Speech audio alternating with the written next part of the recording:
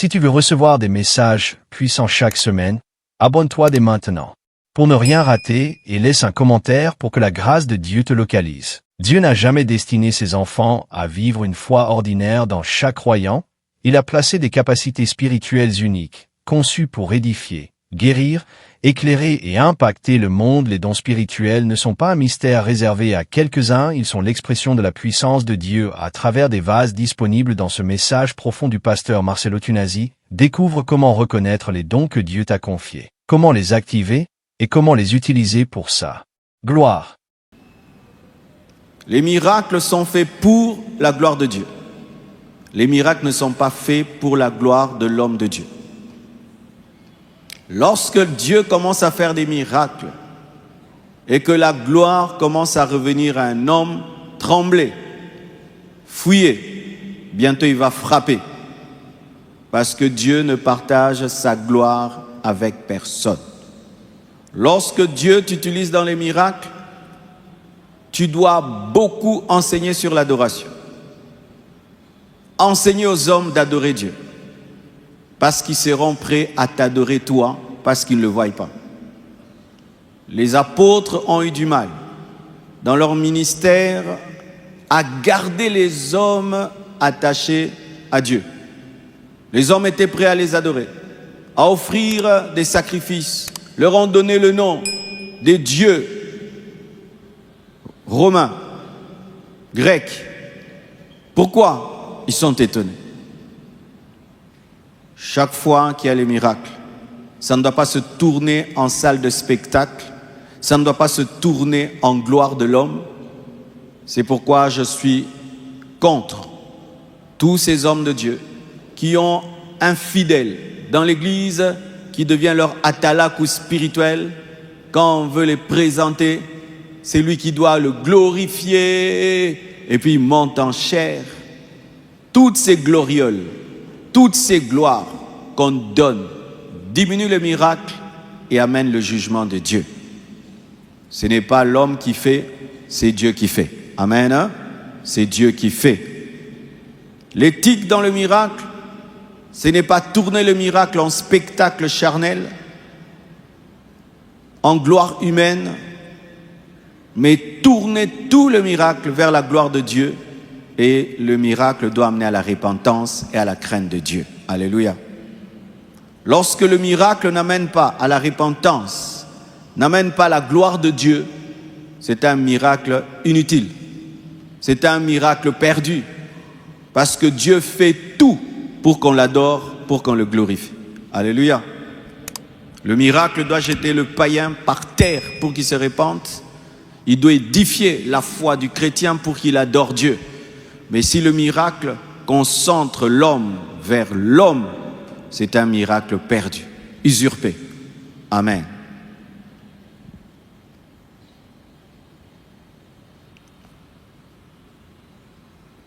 Le feu étranger est souvent une tentation. Il y a eu des serviteurs de Dieu dans la Bible, fils d'un serviteur de Dieu, d'un sacrificateur, qui ont apporté dans la maison de Dieu un feu que Dieu n'avait pas allumé. Et aujourd'hui, il y a des feux étrangers. Les gens appellent ça les aides de Dieu, si vous ne savez pas. Il y a une fausse doctrine qui circule dans le monde, vous devez être au courant. On appelle ça aider Dieu ou aider la foi. Comment les gens font? Je paye quelqu'un. Je lui dis, aujourd'hui tu seras un aveugle. Quand je vais prier, tu vas dire que tu vois. Et il lui paye de l'argent. On chante, on prêche. Et puis on dit, maintenant que l'aveugle voie. Et le faux aveugle voit. Lorsque le faux aveugle voit, les vrais aveugles voient. On paye quelqu'un, dit toi, tu seras un faux paralytique.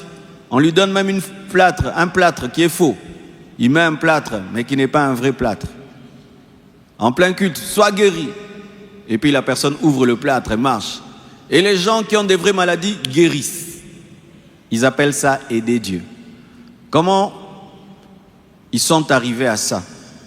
Ils ont remarqué que lorsque les miracles se produisent, ça libère la foi du miracle. Et les gens qui ne croyaient pas commencent à croire. Et comme c'est la Bible qui est prêchée, ils croient à la Bible et ils sont guéris. Par le faux, ils engendrent le vrai. Ils amènent le feu étranger dans la maison de Dieu. Et là, vous dites, mais non, mais celui-ci vraiment était malade, il est guéri, oui. Mais c'était déclenché par un faux malade qui a été guéri et ça a déclenché la guérison d'un vrai. Alors, qu'est-ce qui les console et qui leur donne la paix dans leur fausseté? Ce sont les vraies guérisons, il dit. Mais non, ça produit une vraie guérison, un vrai miracle. Regarde, celui-là, il s'était vraiment... Donc, c'est devenu toute une doctrine d'aider Dieu. Ainsi, les gens se renseignent sur les gens. Et puis, te donnent une prophétie. Mais il connaît.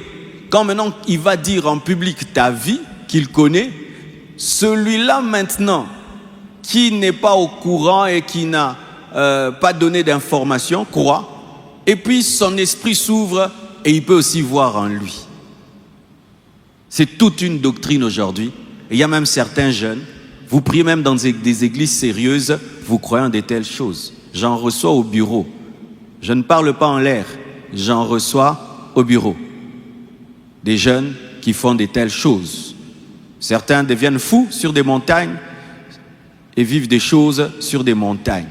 Pourquoi? Vouloir faire à Dieu un miracle quand Dieu ne veut pas en faire. Quand tu as le don de miracle, le jour où Dieu décide d'en faire, il le fait. Le jour qu'il ne fait pas, prêche seulement. Alléluia. Et prie. Et pousse les gens à prier. Dieu n'est pas obligé de passer par toi pour faire des miracles. Par leur propre prière, ils vivront des miracles. D'ailleurs, il y a plus de miracles par l'intimité personnelle avec Dieu qu'au travers d'un homme de miracles. Alléluia. Car même s'il y a un homme de miracle, et vous êtes une église de 200 000 personnes, il va faire comment? Mais votre intimité avec Dieu peut vous connecter tous à Dieu pour vivre chacun un miracle. Alléluia. Car si la foi du peuple est canalisée sur l'homme de miracle, le jour que l'homme de miracle meurt, l'église meurt. Mais si c'est canalisé sur Dieu, même si l'homme de miracle meurt, l'église continue à vivre. C'est pourquoi l'église primitive a survécu aux apôtres, parce qu'elle était fondée sur Jésus. Amen. Acclamons le Seigneur.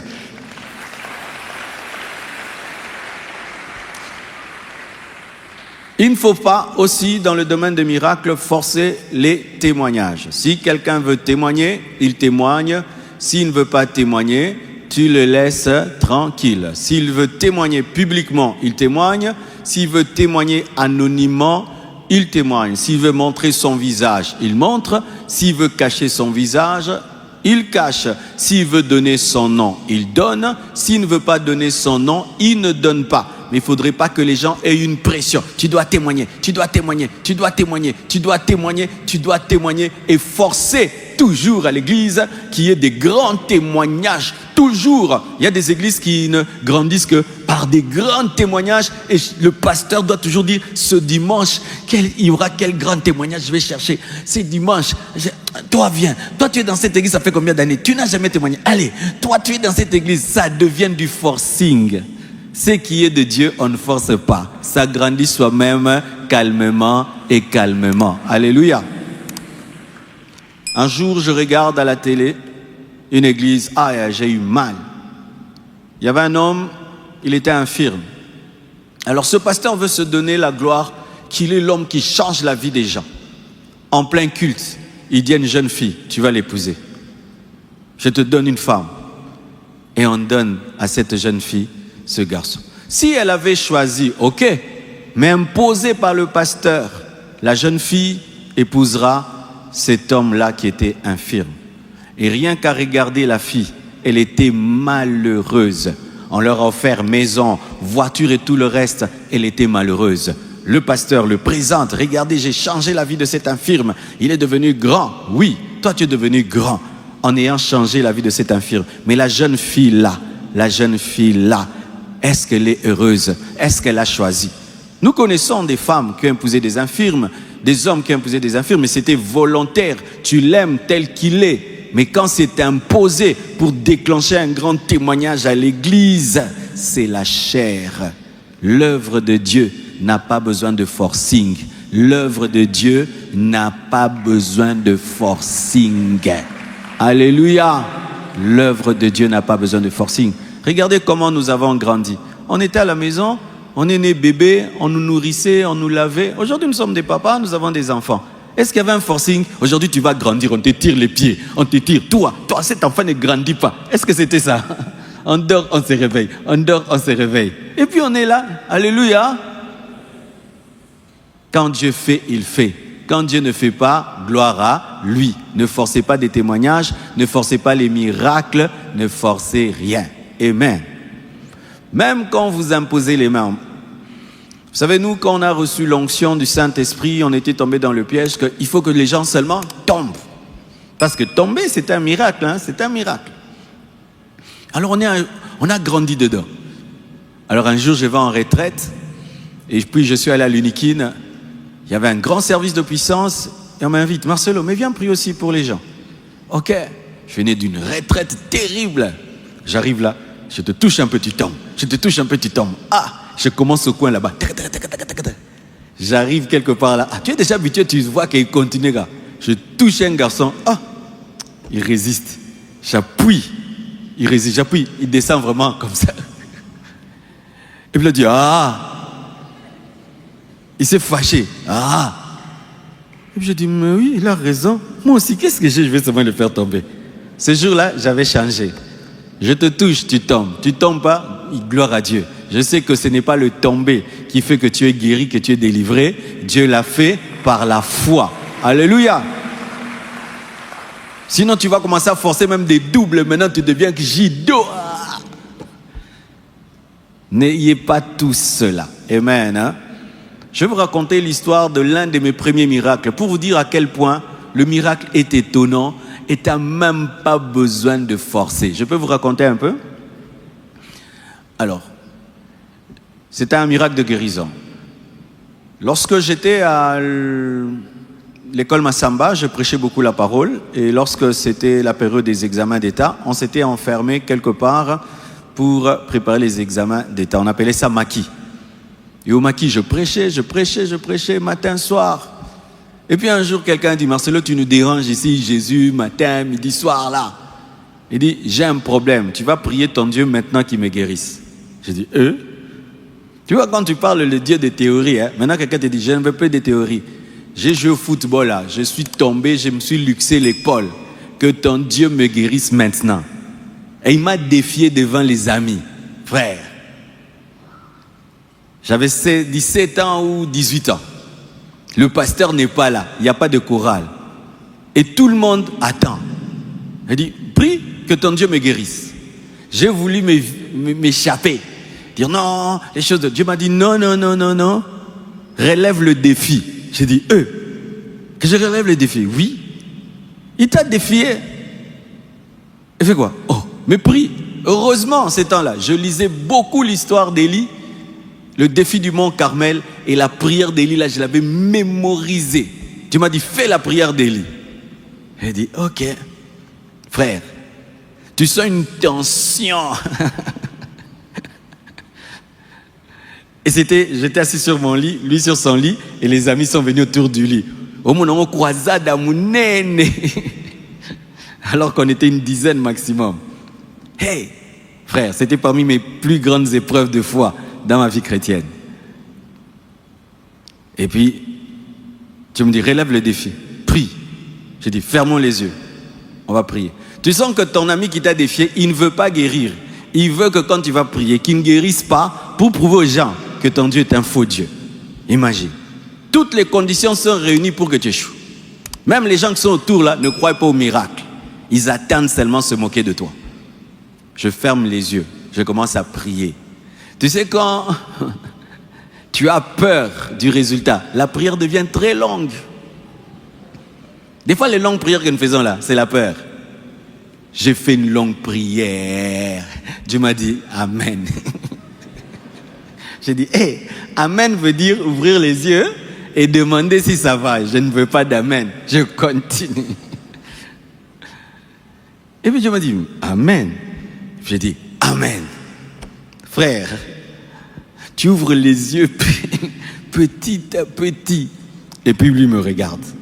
J'avais même pas osé lui demander comment tu vas. Est-ce que ça marchait ou pas? Mais malgré toute ma peur, lui-même a fait ça.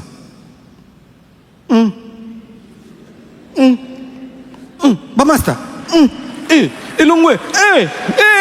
Ya. Je me suis levé. Jésus le roi. Jésus le Seigneur. Jésus. Naïe ma bé. Mais dans mon cœur, j'ai dit, oh Seigneur. Imaginez. Moi-même qui avais prié, j'avais peur. Lui qui a demandé la prière ne voulait pas guérir. Mais malgré ça, Dieu agit.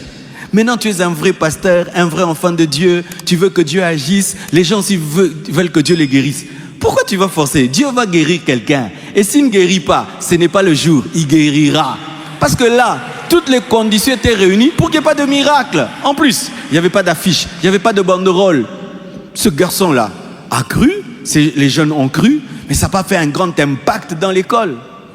Mais Dieu voulait guérir. Et alors s'il y a des gens ici, pourquoi je vais forcer? Je vais prier simplement. Celui qui est guéri est guéri. Celui qui n'est pas guéri, Dieu le guérira. Ce n'est pas moi qui suis Dieu. Moi, je ne suis qu'un instrument de Dieu. Je n'ai rien à forcer.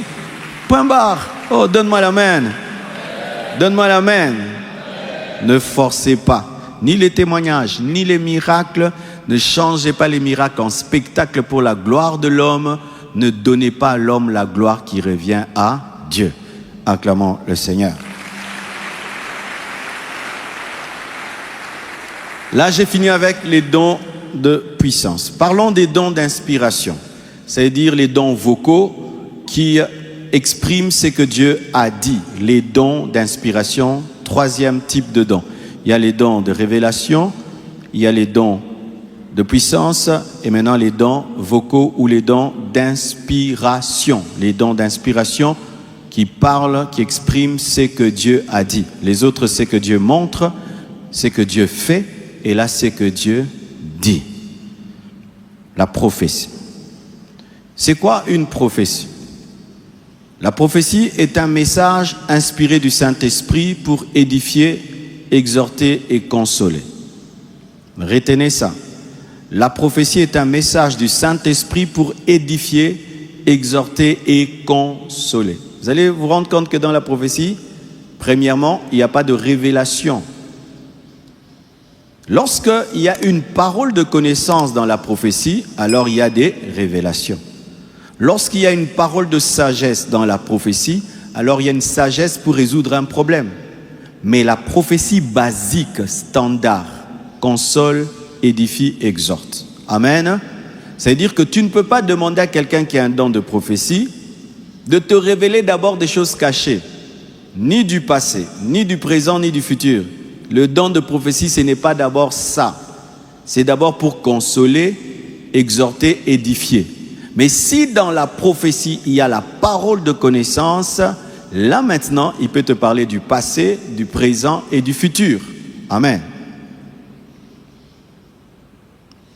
Une parole de connaissance peut te dire, hier tu as fait ceci et pendant que tu penses, il y a ça. Mais la prophétie peut te dire, tu traverses des moments difficiles, tiens bon, n'arrête pas, n'abandonne pas. Le Seigneur t'aime beaucoup, ses promesses s'accompliront. Amen. Il n'y a pas une révélation, mais il y a l'édification, il y a l'exhortation, il y a la consolation. Alléluia. Alléluia. Alors, à cause du fait que le don de parole de connaissance est devenu un don star, la star des dons, ceux qui ont le don de prophétie basique n'aiment pas opérer dans leur don de prophétie basique. C'est comme si tu aimes tellement la voiture de l'autre que tu ne veux pas conduire la tienne. Alors que le don de prophétie, sans même contenir une parole de connaissance, est très édifiant, très fortifiant. Des gens m'ont donné des prophéties dans mes temps difficiles. Ils ne m'ont pas donné de révélations parce que tout ce qui me concernait était sur Internet. Ils n'avaient rien de dire des révélations. Mais les prophéties qu'ils m'ont données dans les moments difficiles m'ont consolé, m'ont exhorté, m'ont fortifié. Alors ne te gêne pas de donner une parole inspirée à quelqu'un, même s'il n'y a pas de révélation dedans. S'il y a la consolation, l'exhortation et l'édification, c'est bénissant. Amen. Mais comme je l'ai dit il y a longtemps, souvent lorsque nous parlons des dons spirituels, nous aimons les compartimenter. Parce que le raisonnement de l'homme aime toujours disséquer les choses et séparer les choses. Mais les dons spirituels ne sont pas souvent dissécables parce que des fois ils peuvent opérer en groupe. Le don de guérison, de miracle, parole de connaissance, prophétie peut fonctionner au même moment. Branham, par exemple, je ne dis pas que je crois en tout son message, mais j'ai vu comment il opérait des fois. Branham pouvait t'appeler et puis il te dit ton nom, il te dit ta maladie et puis il te guérit, tu vois. C'était la parole de connaissance avec le don de guérison. Alléluia. Donc ça peut se mélanger. Donc tu peux avoir le don de prophétie des fois qui opère tout seul, mais des fois qui est combiné à la parole de connaissance, combiné à la parole de sagesse. Des fois même combiné à la diversité de langues et combiné à l'interprétation et en la guérison. Amen. Donc ne dissèque pas. Tu peux avoir 4 dons au même moment qui fonctionnent, 5 dons, 7 dons au même moment. Et des fois un seul don seulement. Ce n'est pas à toi de décider, c'est au Saint-Esprit de décider, selon le besoin de l'Église et du peuple. Amen. Alors, nous voyons par exemple dans Acte 11, on va nous mettre le verset, Acte 11, verset 27 à 28, une prophétie d'Agabus, nous voyons. En ce temps-là, des prophètes descendirent de Jérusalem à Antioche. L'un d'eux, nommé Agabus, se leva et annonça par l'Esprit qu'il y aurait une grande famine sur toute la terre. Elle arriva en effet sous Claude. Nous voyons, c'est un don de prophétie qui contient une parole de connaissance qui annonce le futur et une famine précisément en un temps précis. Amen. Voici les erreurs à éviter lorsque tu opères dans la prophétie. 1. Ne confonds pas tes émotions avec les émotions de Dieu. Il y a des gens, s'il est en colère, Dieu est en colère. Dieu va vous frapper. Les jours qu'il est heureux, Dieu est heureux. Dieu va vous bénir. Il y a d'un côté tes pensées, d'un autre côté les pensées de Dieu. Il y a d'un côté tes émotions et d'un autre côté les émotions de Dieu. Moïse a confondu ses émotions avec les émotions de Dieu. C'est pourquoi il n'est pas entré. Il était en colère, il a cru que Dieu était en colère. Au lieu de parler au rocher, il frappe le rocher. Et puis est-ce que de ce rocher, l'eau peut sortir? Et l'eau est sortie. Il était en colère contre le péché du peuple et il pensait que Dieu était aussi en colère alors que Dieu était dans la miséricorde. Tu n'es pas Dieu, même si tu parles de la part de Dieu. Amen. Tu peux avoir la colère sur quelqu'un. Dieu va le frapper, mais Dieu ne veut pas le frapper. Dieu veut lui pardonner. Alléluia. Et tu peux vouloir que Dieu bénisse quelqu'un, mais Dieu a dit, je l'ai rejeté. C'était ça Samuel, non? Samuel aimait beaucoup Saoul. Dieu a dit, arrête de le pleurer, je l'ai rejeté. Un prophète doit faire la différence entre ses émotions et les émotions de Dieu, ses pensées et les pensées de Dieu. C'est pourquoi, quand tu as un don de prophétie, il faut éviter d'avoir des mauvaises pensées. Il faut éviter d'être colérique. Il faut éviter d'être quelqu'un de subjectif, de biaisé. Tes prophéties aussi seront biaisées et seront subjectives.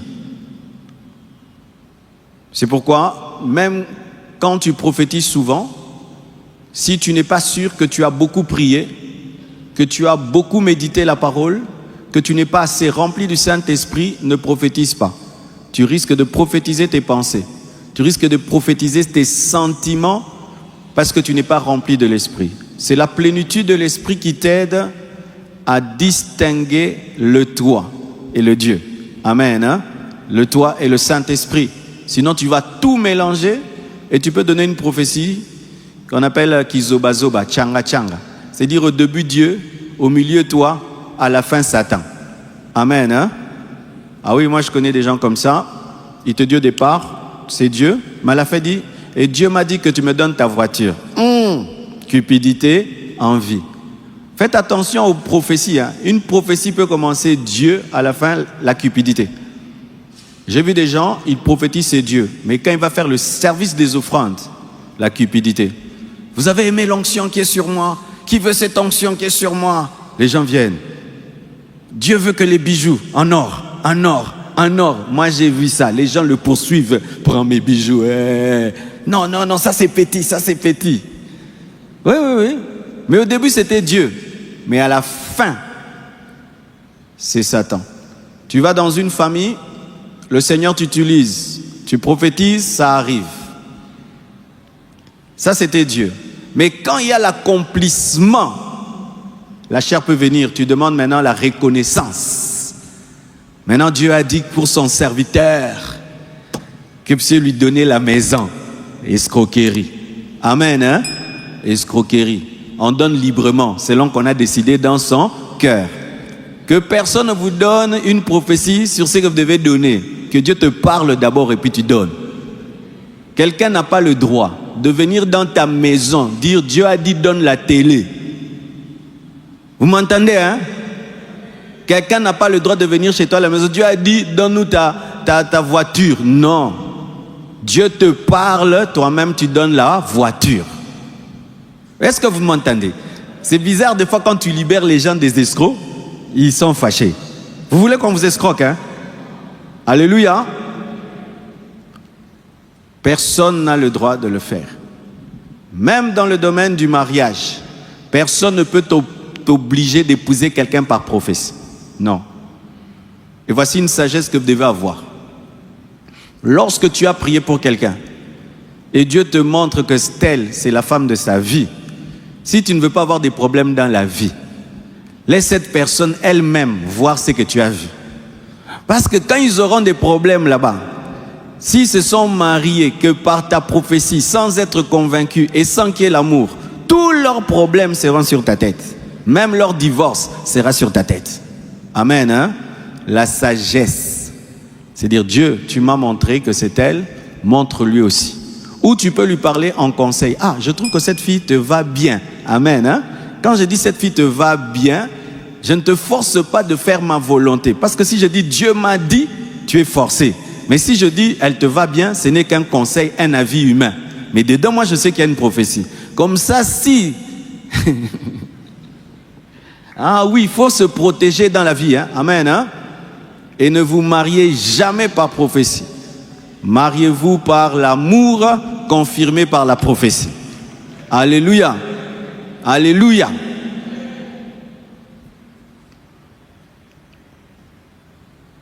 Il faut éviter de confondre tes émotions avec les émotions de Dieu, tes intérêts personnels avec les intérêts de Dieu.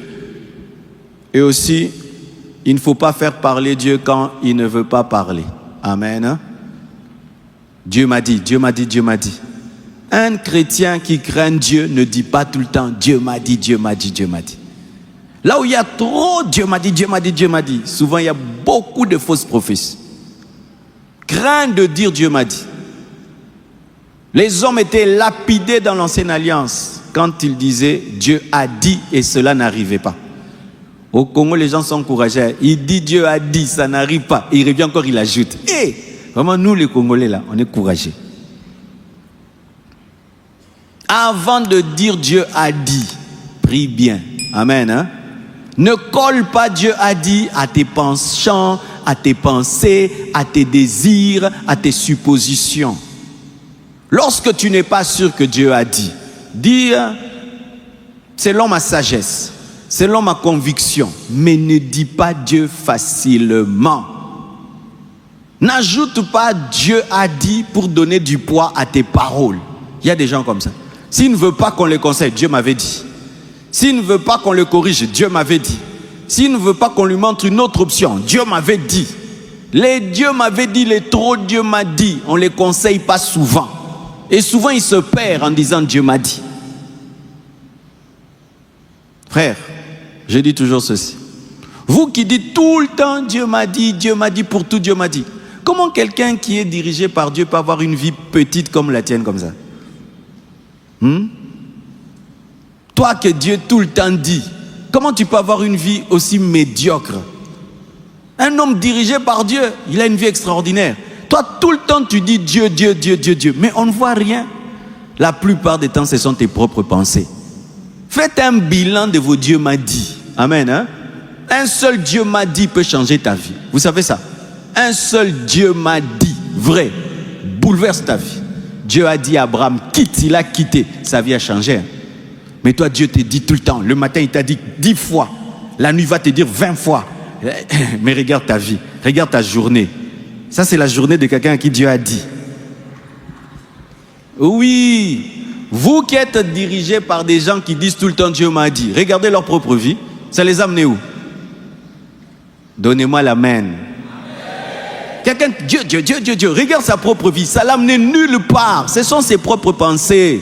Parce que vous devez savoir qu'il y a aussi les démons religieux. Vous savez ça? Il y a des démons religieux qui se font passer pour le Saint-Esprit et qui parlent aux esprits, tu penses que c'est le Saint-Esprit. Je connais des gens personnellement qui sont sous l'emprise d'un démon, qui sont sous l'emprise d'un esprit d'égarement, mais quand ils parlent, ils disent Dieu, Dieu, Dieu. Oh, Dieu m'a dit d'épouser tel, il se marie là-bas, un mauvais mariage. Dieu m'a dit de voyager, il voyage là-bas aussi, il échoue là-bas. Et Dieu m'a dit de faire ceci. Tout ce qu'il fait échoue, mais toujours Dieu, Dieu, Dieu, Dieu. Ce n'est pas Dieu. Hein? Ton passoire là est troué. Donne-moi la main, je vais te parler. Certains d'entre vous, votre vie sont détruites par les dieux m'a dit.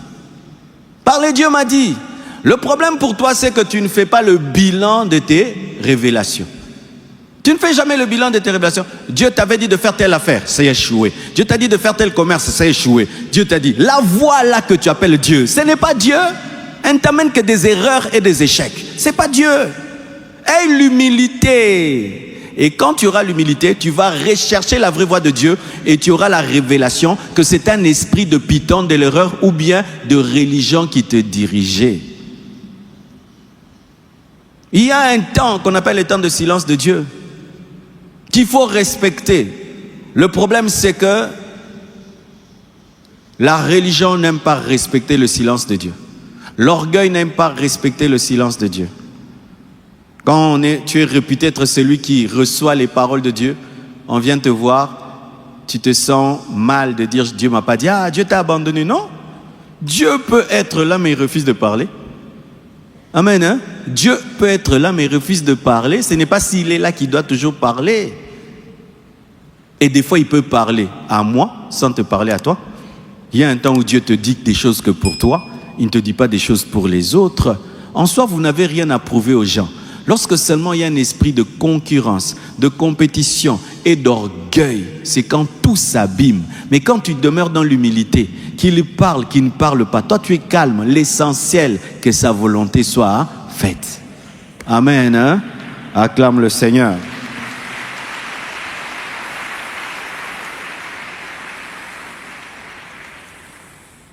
Parlons maintenant des langues. Et là, je vais un peu insister. La diversité des langues. C'est quoi la diversité de langues? C'est une capacité surnaturelle de parler dans une langue inspirée par l'esprit, connue des hommes ou inconnue des hommes, pour prier, adorer, délivrer un message spirituel. La diversité de langues. C'est une capacité surnaturelle de parler dans une langue inspirée par l'esprit, connue des hommes ou inconnue, pour prier, adorer ou délivrer un message spirituel. Nous voyons cela se manifester dans Acte 2, verset 4, le jour de la Pentecôte. Alléluia. Lorsque tu as le don de diversité de langues, tu peux parler la langue des anges, soit parler une langue des hommes que tu ne connais pas, pour prier, pour adorer ou pour prophétiser. La langue permet de prier, d'adorer, de louer ou de prophétiser, soit dans la langue des anges, ce qu'on appelle Ribra Shanda là-bas, soit dans la langue des hommes, où je suis francophone, je parle chinois, mais je ne connais pas le chinois, j'adore en chinois, je loue en chinois, je prie en chinois ou je prophétise en chinois. Amen. Alors, l'erreur à éviter dans les langues, nous allons en parler en profondeur sur base du long passage que je vous ai donné. Tout d'abord, il ne faut pas penser que parler en langue fait de toi un homme très spirituel. Il y a des gens, parce qu'ils parlent beaucoup en langue, ils trouvent qu'ils sont très spirituels. La spiritualité, c'est le fruit de l'esprit, la douceur, la sainteté, la maîtrise de soi, l'amour. Tu peux beaucoup parler en langue, mais tu n'es pas spirituel. Tu es orgueilleux, tu es jaloux, tu es menteur. Beaucoup parler en langue n'est pas d'abord le premier signe d'être spirituel. C'est l'amour qui est le signe premier de la spiritualité. Amen. 2, il y a d'autres qui négligent de parler la langue des hommes. Et je vois beaucoup qui prient beaucoup en langue, mais qui négligent de maîtriser le français, de maîtriser la langue des hommes. Et tu peux beaucoup parler en langue et commencer à perdre ton français. Vous savez ça? C'est pourquoi il faut prier en français et prier en langue, pour garder ton français, parce que quand tu parles aux hommes, c'est en français. Alléluia. Et si le Saint-Esprit te saisit des fois pour parler anglais que tu ne connais pas, ça ne t'empêche pas d'aller apprendre l'anglais. Parce que l'anglais que tu parles par l'esprit, ce n'est pas ton intelligence. Mais si tu veux maîtriser l'anglais, tu dois apprendre l'anglais comme tout le monde apprend, même si toi, ton anglais te vient en esprit. Quand l'anglais te vient en esprit, tu parles. Mais pour parler l'anglais couramment, il faut aller à l'école. Amen. Que parler en langue ne vous empêche pas de parler français, de parler lingala. Et parler en langue n'est pas un signe d'une grande spiritualité, d'une grande maturité spirituelle. Non. C'est l'amour, les fruits de l'esprit. Amen. Aussi, voici au sujet de l'éthique en matière de parler en langue, c'est le désordre et parler sans interpréter. Et je vais un peu parler là. Il y a longtemps, j'en avais parlé, et puis les gens sont allés sur Internet, ils ont montré aussi mes vidéos où je parle en langue au micro, ils ont dit, il s'est contredit, comme si ils n'ont jamais fait ça. Alors, vous devez savoir ceci. Il y a ce qu'on appelle culture religieuse. Amen. Notre culture religieuse des pentecôtistes, des charismatiques, c'est prier en langue en désordre. Amen. Hein? Nous prions en langue en désordre. Nous prions en langue sans tenir compte de la Bible. Et on est né dedans. On a grandi dedans. Alors ça fait que même si tu connais les Écritures, les habitudes là, quand ça te prend, tu oublies les Écritures. C'est ce qu'il faut dire la vérité. Mais aujourd'hui, je vais vous apprendre ce qui est biblique. Et nous allons faire l'effort de respecter ce qui est biblique. Alléluia. Nous les prédicateurs, nous les modérateurs, nous les interprètes, nous tous, parce que c'est biblique. Amen. Alors, il va dire ici encore contredit. Non, moi je cherche toujours à être conforme à la parole. Alléluia. Alors, que dit la Bible sur les langues dans le culte? Vous êtes là? On va aller, pas moi, oh Marcelo a dit tout, la Bible, on y va. 1 Corinthiens 14, verset 13. La Bible dit ceci. C'est pourquoi que celui qui parle en langue prie pour avoir le don d'interpréter. Amen. Ça veut dire quoi? C'est que le don de diversité de langues devient important et très important lorsqu'il est combiné à un autre don, le don d'interprétation. Vous allez vous rendre compte que dans les églises, le don d'interprétation, c'est parmi les dons les moins manifestés. Pourquoi? Parce que 1 Corinthiens 14, verset 13, dans l'église, est jeté à la poubelle. Alléluia. Jeté à la poubelle. Les gens même ne soupirent pas après l'interprétation des langues. Et quand un don est méprisé, négligé, Il n'opère pas. C'est comme un cadeau. Mais bibliquement, là où il y a les langues, il faut aussi qu'il y ait des interprétations. C'est ça la parole. On ne peut pas avoir beaucoup de langues sans avoir beaucoup d'interprétations. Dans la Bible, c'est un désordre. Et aujourd'hui, je vois même des mouvements, 40 heures de prière en langue. C'est bien, mais bibliquement, 40 heures de prière en langue non-stop. On va voir dans la parole si on est totalement biblique, si on fait ça. Amen, hein? Je sais que ça va bouger les gens. Mais lisons un peu la Bible. Amen, hein? Lisons. Verset 14. Car si je prie en langue, mon esprit est en prière, mais mon intelligence demeure stérile. L'intelligence, quand tu pries en langue, ne fonctionne pas. C'est ton esprit qui fonctionne. Donc, si tu veux développer à la fois ton intelligence et ton esprit, il faut prier en langue et prier aussi en intelligence. Sinon, tu auras seulement un esprit développé, mais pas une intelligence développée. Amen. Hein? C'est pourquoi des gens ils parlent bien en langue, mais ils ne savent pas bien prier en français. Quand tu lui dis prie pour nous en français, sa prière n'édifie pas les gens. Mais en langue, waouh! Mais si tu dis prie maintenant en français, que Dieu vous bénisse. Mais hein, il y a des prières, quand quelqu'un prie pour toi, tu sens comme si tu as prêché, non? Comment ces gens-là arrivent à ce niveau-là d'avoir des prières aussi profondes? Parce qu'ils combinent l'intelligence et l'esprit. Amen. Continuons. Paul dit, que faire donc? Il répond lui-même. Lui, il répond, il dit, je prierai par l'esprit, mais je prierai aussi avec l'intelligence. Je chanterai par l'esprit, mais je chanterai aussi avec l'intelligence. C'est-à-dire qu'on peut même chanter en langue, hein? On peut aussi chanter en français. Et il dit je.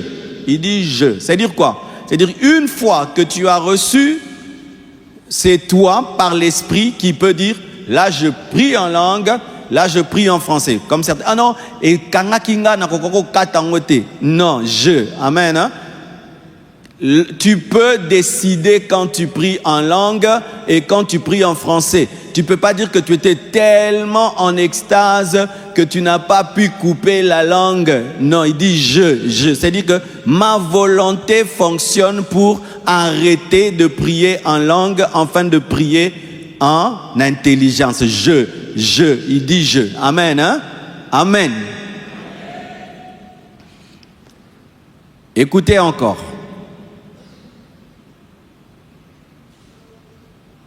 Autrement, verset 16, si tu rends grâce par l'esprit, ça veut dire en langue, la langue des anges, comment celui qui est dans les rangs de l'homme, du peuple, là-bas, répondra-t-il amen à ton action de grâce puisqu'il ne sait pas ce que tu dis? C'est-à-dire si je dis là, Pasteur Marcelo, tu vas prier pour nous. Tu vas rendre grâce à Dieu pour la fin du culte. Rebabaya shaka, rabababa shaka, shandalaba shaka, yabababa shaka, yabashanta, shanda yaba. Amen. Qui est édifié? Mais j'ai dit des choses bien. Paul dit, quand tu dois rendre grâce, afin d'édifier l'église, tu dois prier en intelligence pour que l'homme du peuple, celui qui est là-bas, puisse dire Amen. Paul, quand il s'agit des cultes, a un leitmotiv, l'édification. Les gens doivent être édifiés, les gens doivent savoir ce que tu dis. Les gens doivent savoir ce que tu dis. Dans l'église, on doit savoir ce que tu dis.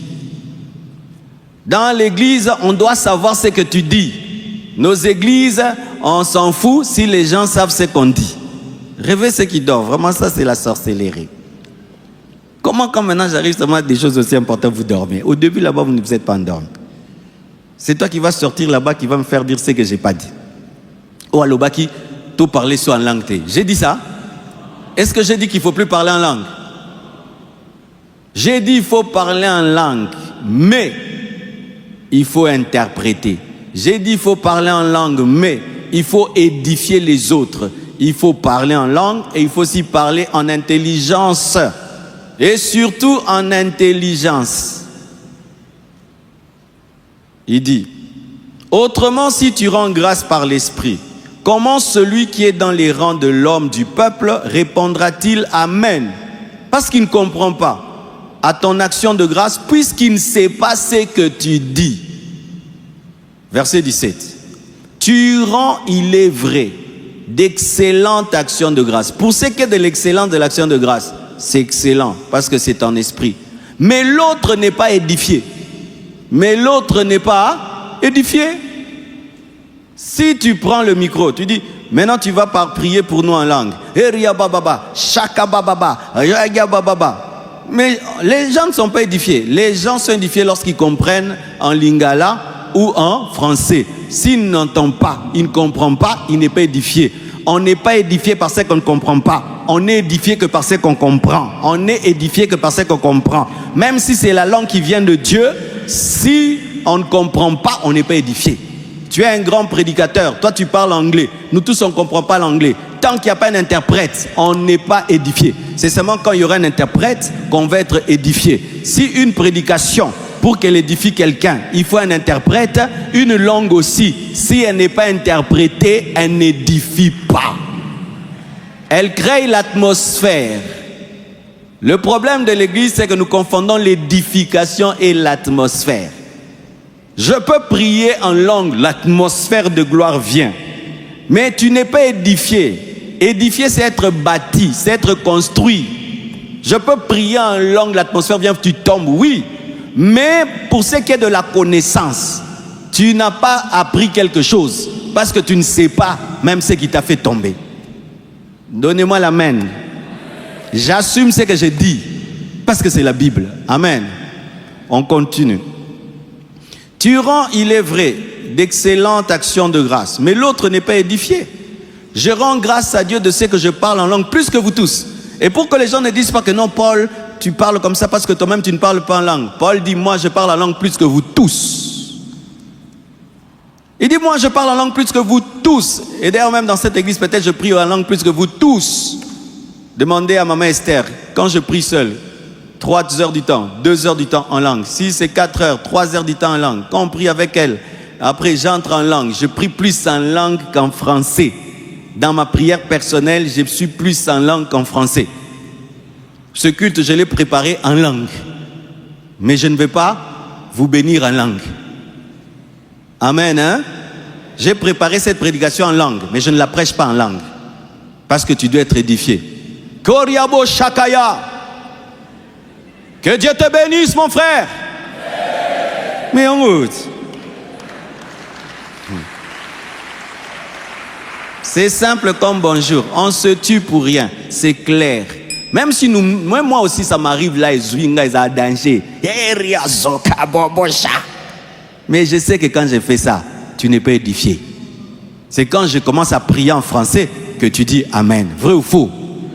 Mais vous dites Amen même aux langues. Hey, les chrétiens d'aujourd'hui. Hey, amen, amen, amen. Amen quoi? Et vos nouvelles positions maintenant. Nicolo, ne suivez pas les Nigérians. Là-bas, ils ont débordé. Ils parlent en langue.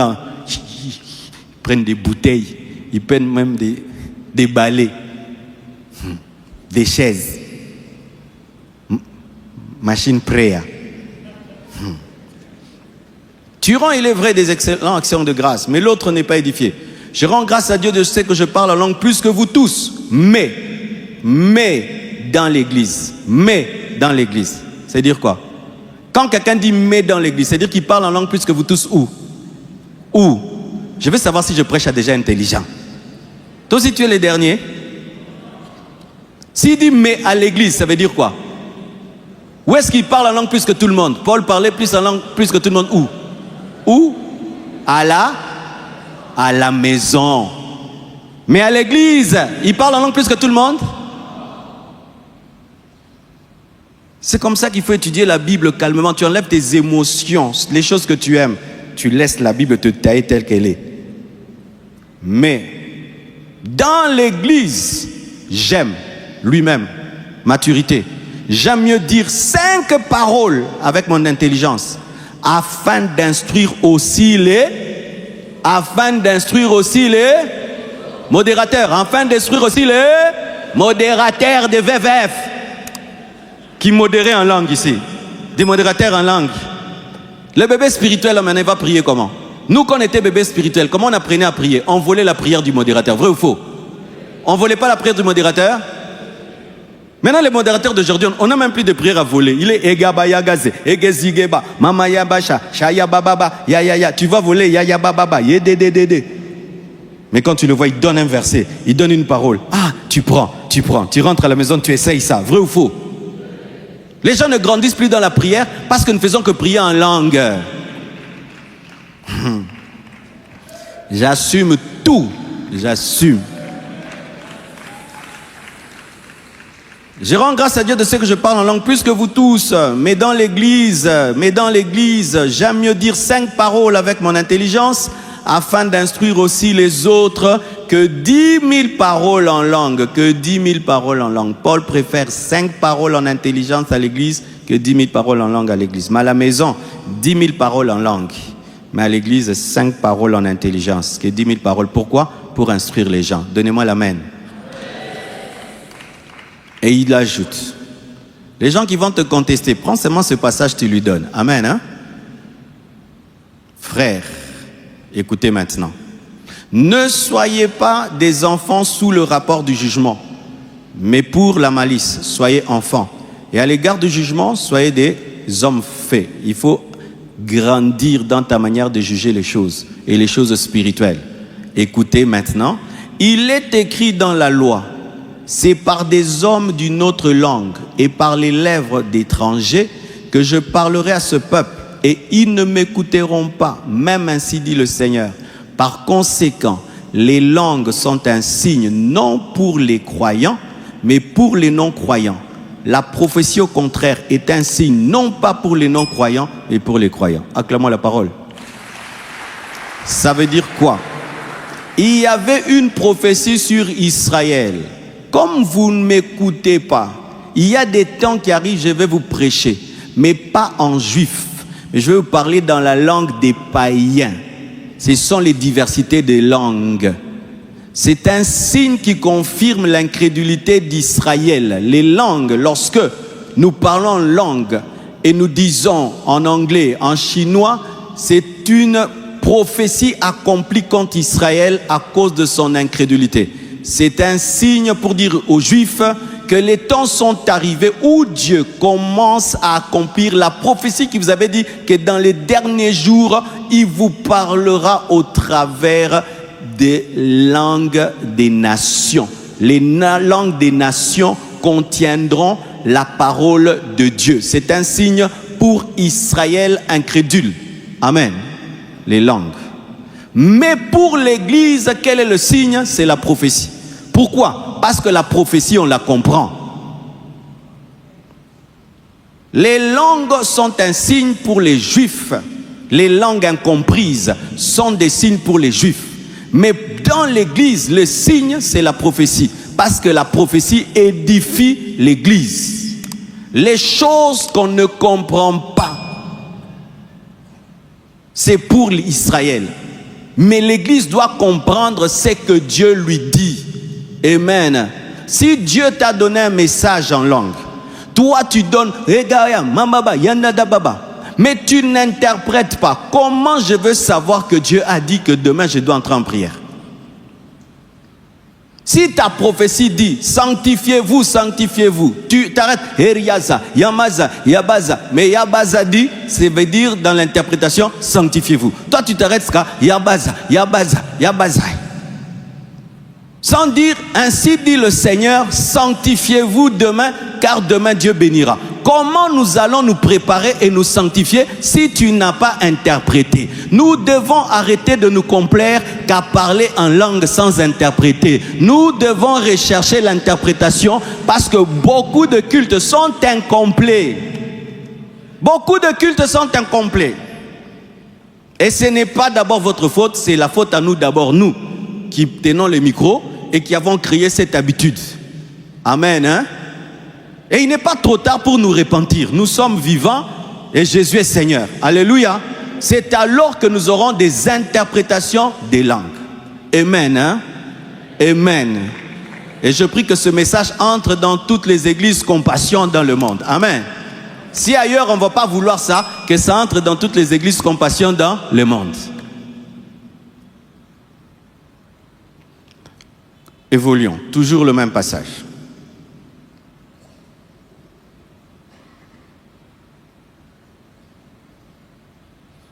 Verset 22. Par conséquent, les langues sont ainsi, non pour les croyants, mais pour les non-croyants. Quand on dit non-croyants, là, ce sont les juifs. Hein. La prophétie, au contraire, est un signe, non pour les non-croyants, mais pour les croyants. Si donc, maintenant, dans l'assemblée, on parle maintenant de l'église, pas d'Israël, si donc dans une assemblée de l'église entière, comme là, une assemblée de l'église entière, tous parlent en langue. Imaginons, si donc dans une assemblée de l'église entière, nous tous nous parlons en langue, et qu'il survienne des hommes du peuple ou des non-croyants qui veulent faire partie de l'église, qui viennent pour croire, pour entendre et comprendre, ne diront-ils pas que vous êtes des fous? Paul dit ceci, une église dans laquelle tout le monde parle en langue et personne n'interprète, c'est une église de fous pour les nouveaux venus. Est-ce que c'est faux? Est-ce que c'est faux? Alors si nous, Compassion, on dit on organise 3 jours, on va seulement parler en langue. Donc pendant ces 3 jours-là, on a décidé de ne convertir personne. Pendant ces 3 jours-là, on a décidé que tous les païens qui viendront, on s'en fout d'eux. Nous, on est là pour nous seulement. C'est de l'égoïsme, ce n'est pas la parole. Ce n'est pas la parole, mes frères. La parole ne nous montre pas un culte où on ne fait que parler en langue. Et il n'y a pas un moment où on interprète pour l'édification des gens. Les païens vont vous appeler fous. Paul dit, on va vous appeler fous. Alors, il y a des choses à la mode aujourd'hui. Des choses à la mode. Oh, culte où on fait que parler en langue. Culte, on fait ceci. Oui, il y a des choses pareilles. Mais où est le verset biblique, le soubassement de ces visions-là? Il n'y a pas. Ça contredit 1 Corinthiens 14. Ça contredit, même si ça fait genre, même si ça fait bien, même si les gens tombent, vomissent et tout, oui. Mais dans un culte pareil, les païens viendra païen, sortira païen. Les gens viendront non édifiés et sortiront non édifiés. C'est seulement lorsque on va commencer à interpréter en français, en lingala, que l'édification commencera. C'est ce que Paul lui-même dit. Mais l'homme qui parle en langue plus que tout le monde. On peut faire ça maintenant. 3 heures de parler en langue. Et puis on dit Amen, on finit. On donne aussi le micro. Qui a été édifié? Les gens qui seront édifiés, c'est moi-même. Ma langue m'a édifié. Mais qui a été édifié par un autre? Personne ne serait édifié par un autre. Personne. D'ailleurs, sincèrement, ce n'est que de la logique. Ce n'est que de la logique. Je vais parmi les Chinois et tous décident de parler chinois. Moi, je suis congolais. Je vais être édifié par quelque chose jusqu'à ce que les Chinois vont décider de me donner un interprète en lingala. C'est alors que je vais dire Amen. Grandissons, mes frères. Amen. Hein? C'est pourquoi vous remarquez dans nos églises, il y a une catégorie de gens qui ne prient pas, qui ne viennent pas. Ces gens qu'on trouve chez les francs-maçons. Les grands intelligents, là, les grands intellectuels, là, ils ne prient pas. Ils ne viennent pas dans nos assemblées. Et des fois, ils vont dans des églises, vous trouvez que c'est froid, vous disiez que c'est... Parce que des fois, ils trouvent que là-bas, il y a plus d'intelligence et de sagesse et de logique humaine. Que là où il y a trop de spiritualité, mais sans intelligence. Parce que là, dit, ils vont vous appeler fous. Paul dit, ils vont vous appeler fous. Avec raison, ils vont vous appeler fous. Qui d'entre vous s'est converti par un culte où on faisait que parler en langue? Dites-moi, nous sommes des égoïstes. Hein? Nous, les gens qui nous ont sauvés, faisaient l'effort qu'on comprenne même la prière, qu'on comprenne même les chansons. D'ailleurs, même les chansons, quand on chante une nouvelle chanson, pour que tout le monde soit édifié, on doit écrire en bas. Vous savez que des fois, quand on chante des chansons même en lingala et une nouvelle chanson, que les gens ne comprennent pas. Vous savez, c'est un manque de respect. Vous savez que la chorale, si vous entonnez un cantique que nous, on ne sait pas chanter, c'est un manque de respect. Maintenant, nous, on n'est pas édifiés. Surtout si vous chantez dans des langues étrangères, Chiluba, ou c'est pas tout le monde qui comprend les Chiluba. Comme là, les Chiluba que vous avez chanté là. Moi, j'ai pas compris, hein. Est-ce que moi, j'ai compris? J'ai dansé seulement, mais j'ai rien compris. Mais si vous avez mis en lingala, en bas ou en français, ça allait m'édifier. Si rien que pour une chanson, pour être édifié, il faut que les sous-titres. Mais il n'y a pas de sous-titres des langues. Pire même maintenant, nous entrons en studio en langue. En studio. En langue. En studio. La chanson est en langue.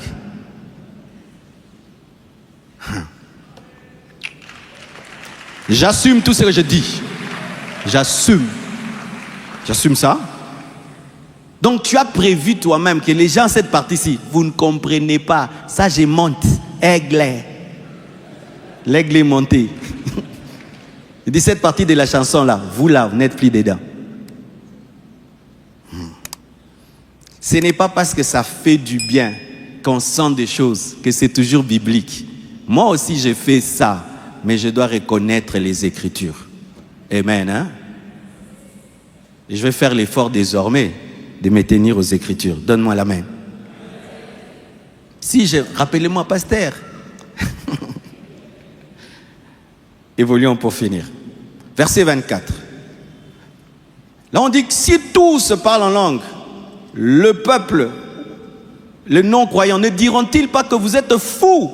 Mais si, non, Paul était très intelligent, hein, mais si tous prophétisent et qu'il survienne quelques non-croyants ou un homme du peuple, il est convaincu par tous, il est jugé par tous, les secrets de son cœur sont dévoilés, de telle sorte que tombant sur sa face, il adorera Dieu et publiera que Dieu est réellement au milieu de vous. Acclamons la parole. Que veut dire Paul? Paul dit ceci, que la prophétie est supérieure à la diversité des langues. La diversité de langues, pour s'élever au niveau de la prophétie, doit être accompagnée d'interprétation. Mais lorsque la diversité n'a pas d'interprétation, vaut mieux prophétiser. Parce que dans la prophétie, les gens entendent pour être édifiés, pour être consolés, pour être exhortés, pour se repentir, pour adorer Dieu, pour élever Dieu et pour reconnaître que Dieu est au milieu de vous. Si tu parles en langue, Eyagez, Gamaya, Shadaya, Edebelia, Deleba, tu n'interprètes pas. Si tu interprètes, tu me dis, voici ton nom, tu viens de tel endroit, le Seigneur a dit ceci, cela. La personne va croire. Mais tant que tu n'as pas interprété, elle va dire waouh, mais à part ça, il n'y a rien. Et Dieu dit qu'on peut demander, c'est disponible l'interprétation, c'est disponible la prophétie. Pourquoi nous sommes devenus autant égoïstes où nous n'avons que faire d'interpréter? Est-ce que toi, si tu priais dans un endroit et tu as besoin que Dieu te parle, tu aimerais que les gens ne fassent que parler en langue, tu aimerais ça? Tu aimerais ça? Quand est-ce qu'on parle en langue beaucoup? À la maison et dans sa prière personnelle. Quand est-ce qu'on parle en langue beaucoup? Lorsqu'on n'a pas le micro dans le peuple là-bas. Alléluia. Mais quand tu as le micro, prie pour que les gens t'entendent, pour que les gens te comprennent. Et si même on dit on va prier en langue beaucoup, toute l'église, on ne peut pas faire 4 heures du temps, 5 heures du temps. Et puis, on oublie les païens ou même ceux qui ne parlent pas en langue. Et ceux qui ne parlent pas en langue maintenant. Et ceux qui ne parlent pas en langue là. Hein, qui quittent les églises. Hein. Et maintenant, ils seront édifiés par quoi? Être spirituel ne doit pas nous empêcher d'être intelligents. Amen. Hein? Et vous voyez, nous voulons tellement créer le feu dans l'église. Le feu. On croit que le feu, ça se crée. Le feu de Dieu, c'est dans la sainteté, la pureté et la vie de prière personnelle d'abord à la maison. Et quand on vient, c'est dirigé par le Saint-Esprit. Mais ce n'est pas faire du brouhaha, c'est ça le feu. Du désordre, c'est ça le feu. Donc comme là on est ordonné comme ça, il n'y a pas le feu quoi. Il faut que ça devienne très désordonné là. Moto et bandi. Moto sipo yo bandi. Donc vous n'avez moto te. Vous allez voir que si on continue comme ça, les personnes intelligentes ne viendront pas dans nos églises. Ils seront gagnés par les francs-maçons, par tous ces sectes-là, par toutes ces sectes-là. Et vous allez voir un jeune garçon, il supporte vos églises quand il est enfant. Puis il commence à grandir, il devient père, il devient réfléchi. Il ne comprend plus vos églises parce qu'il est devenu sage. On va faire des églises des enfants? Ou quand vous grandissez, maintenant la maturité grandit, commencez à dire ça c'est quoi? La parole de Dieu demeure la parole même quand on vieillit. Alléluia. Finissons. Que ferai-je donc, frères? Écoutez ce que Paul dit au verset 26. Lorsque vous vous assemblez, les uns ou les autres parmi vous ont-ils un cantique, une instruction, une révélation, une langue, une interprétation, une langue, une interprétation? Que tout se fasse pour l'édification, que tout se fasse pour l'édification, que tout se fasse pour l'édification. Tout doit se faire dans l'église pour l'édification, pas par égoïsme. En est-il qui parle en langue? Que 2 ou 3 ou plus parlent, chacun à son tour, et que quelqu'un interprète. Voici la vision de Paul dans l'église. Vous voulez parler en langue?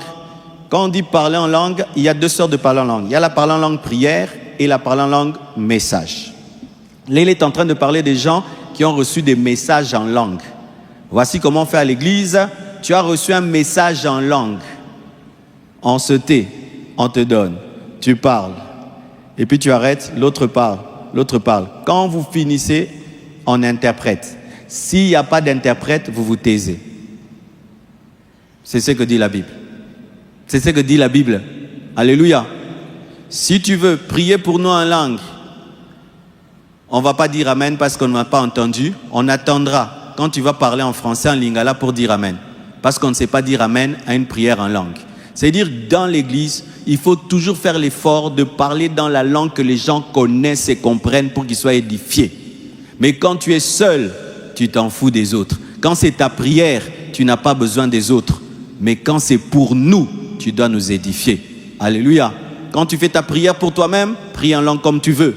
Mais si tu veux prier pour nous, même si tu as commencé en langue, parce que tu es fire, fini en français, en lingala, pour qu'on dise Amen. Alléluia. Alléluia. Il dit ceci. S'il n'y a point d'interprète, qu'on fasse quoi? S'il n'y a pas d'interprète, qu'on fasse quoi? S'il n'y a pas d'interprète de ton message en langue, qu'on se taise dans l'église et qu'on parle à soi-même et à Dieu.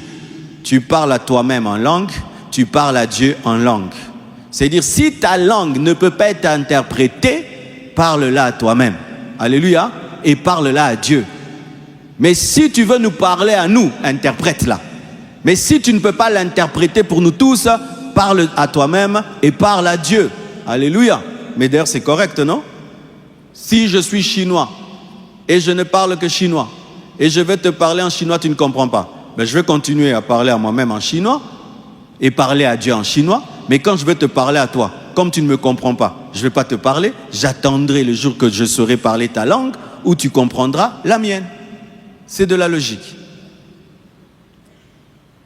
S'il n'y a pas d'interprète, qu'on se taise dans l'église et qu'on parle à soi-même et à Dieu, pour ce qui est des prophètes, que 2 ou 3 parlent et que les autres jugent, ou si un autre qui est assis a une révélation, que le premier se taise. Même dans la dimension des prophéties, on ne peut pas prophétiser en désordre. Tu as un message prophétique, même en français, en lingala, tu donnes. Quand l'autre donne, toi tu te tais, tu attends. Mais regardez ce qu'on vit des fois. Banzambe misa tuba obunda na église. Tu entends là-bas, nga, koto, banananga.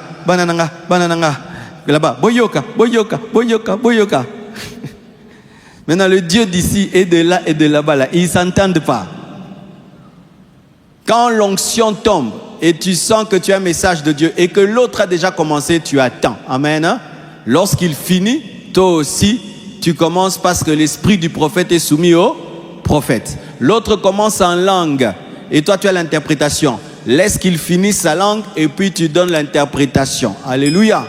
Il ne faut pas se couper, il ne faut pas parler au même moment quand on donne des messages, parce que 3 messages au même moment ne peuvent pas être compris. Il faut donner le message un après l'autre pour qu'il soit capté et aussi pour qu'on puisse être capable de juger.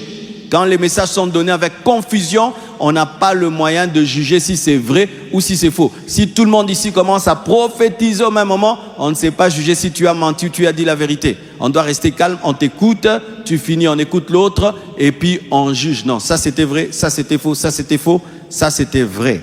Pour ce qui est des prophètes, que 2 ou 3 parlent et que les autres jugent. Et si un autre qui est assis à une révélation, que le premier se taise, car vous pouvez tous prophétiser successivement afin que tous soient instruits et que tous soient exhortés. Les esprits des prophètes sont soumis aux prophètes, car Dieu n'est pas un Dieu de désordre, mais de paix, comme dans toutes les églises des saints. Acclamons la parole. Amen. Voici en résumé, je ne vous empêche pas de parler en langue. Continuez à parler en langue comme vous avez toujours parlé. Mais quand vous avez le micro, vous êtes modérateur, vous êtes prédicateur, vous êtes musicien et que vous vous mettez à parler en langue, on ne va pas non plus te suspendre parce que tu as parlé en langue au micro.